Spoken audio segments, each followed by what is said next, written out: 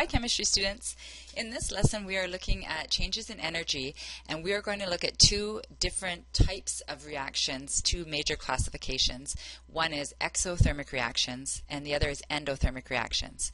And what we're really looking at when we compare exo and endothermic reactions is whether or not heat is being given off in a reaction, released to the surroundings, or whether or not heat is being taken in or absorbed into the system from the surroundings.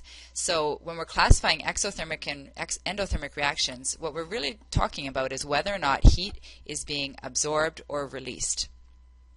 So let's look first at exothermic reactions. And you might remember a little bit about some combustion reactions from Science 10 or maybe from Science 9. And a really great example of an exothermic reaction is a combustion reaction. If you think about a firework or burning fuel inside a vehicle where the fuel reacts with the oxygen from the air to combust, and in doing so we get this kind of dramatic reaction where we might have flames and sparks and heat given off, and then that heat can be used as energy to power the vehicle. Burning wood is a great example of an exothermic reaction where we, again, the fuel is the wood, it's reacting with the oxygen, and we have lots of bonds forming and lots of heat is being given out to the surroundings. Not all exothermic reactions are so dramatic and are accompanied by lights and flames and sparks.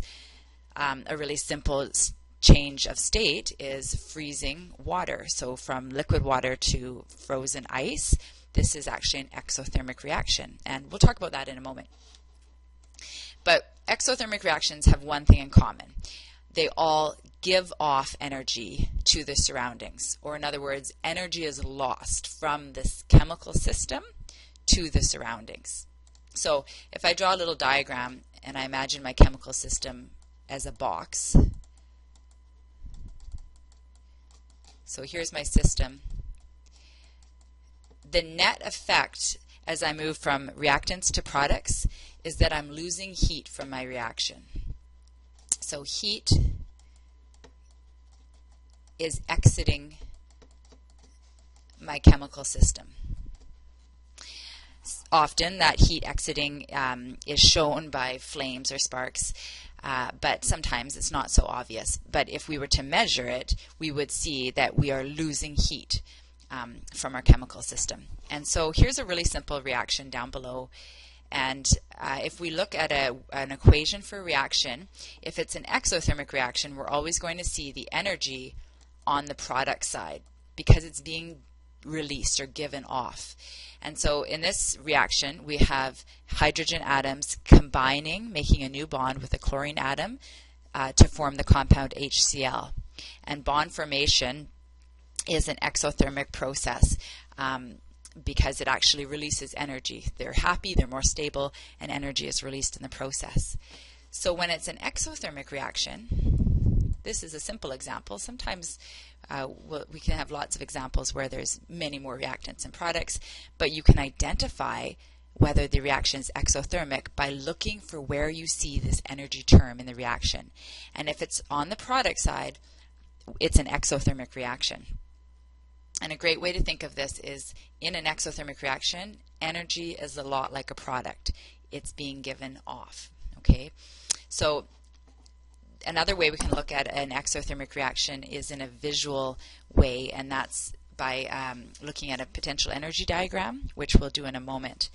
And what we'll see when we look at a potential energy diagram is that there's actually more energy at the beginning of the reaction. The reactants have more stored or potential energy.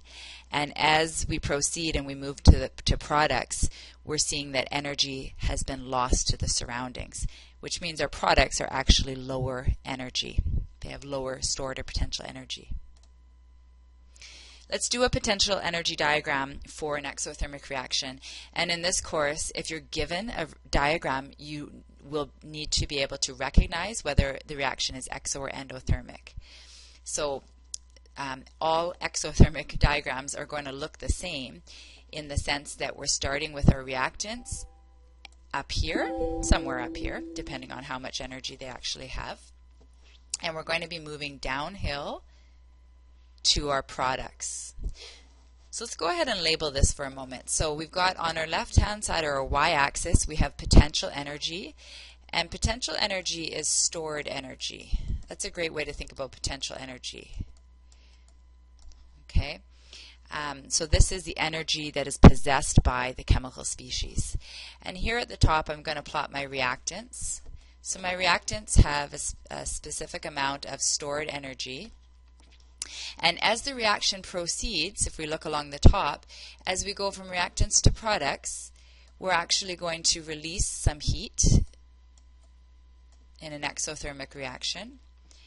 And so the stored energy that the reactants had, some of that is lost as heat as the reaction changes to products. So I've got my products down here,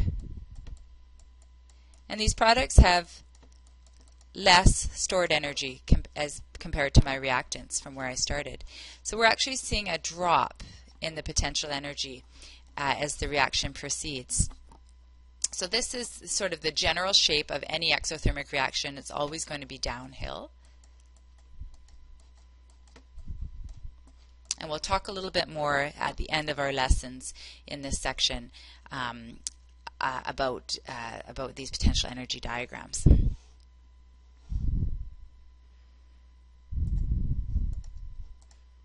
A really simple example of an exothermic reaction, and one that is not that intuitive, most people have a little bit more trouble wrapping their head around this one, is the example of a phase change. So any phase changes in which we don't have to put energy into the system in order to change the phase, so ones where we're actually going to be removing energy, or energy is being lost as we move from our reactants to products, are going to be exothermic reactions. So freezing water is a really great example of an exothermic reaction. And you might say, really? I don't see any sparks or light or heat giving off when I make ice cubes. But in fact, you're having to remove energy from the system as your liquid water turns to ice. So let's think about this for a minute. If we were to create a potential energy diagram for freezing water, if I start off with my reactants, which is going to be liquid water. So as I move from, I'm going to write it over here on the side. So as we go from liquid water to solid water, which is ice, think about what happens there. You start with liquid water.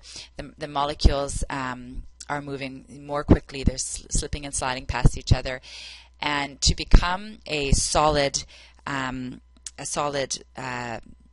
structure, so that the water molecules have to come together and form a more orderly arrangement, and we're moving to a solid ice, we are actually losing some heat during this process. So this is an exothermic reaction, and actually if we measure it, it has a specific, we can actually measure the exact amount of heat for 1 mole of water, and it turns out to be about 6.3 kilojoules that is lost when we take 1 mole of liquid water and convert it to ice. And this, of course, this is not a chemical reaction because we're not changing the composition of our reactants and products, but it's a very simple phase change. So if we were to plot this on our potential energy diagram, we start with our liquid water, and as we lose energy or remove energy from our system, we are going to form our products down here, which is our solid ice, and we can see that this reaction would indeed be an exothermic reaction. So let's sum this up. Exothermic reactions. For this course, we should be able to look at a reaction equation. So for example, reactants to products, and it might be written as a word equation, or it might be written as a chemical equation with the formulas. And what we want to be able to recognize when we look at that is if our heat is on the product side, it's an exothermic reaction. So your heat is always going to be on the product side. And a great memory trick for this is that an exothermic reaction is one in which, heat exits the system.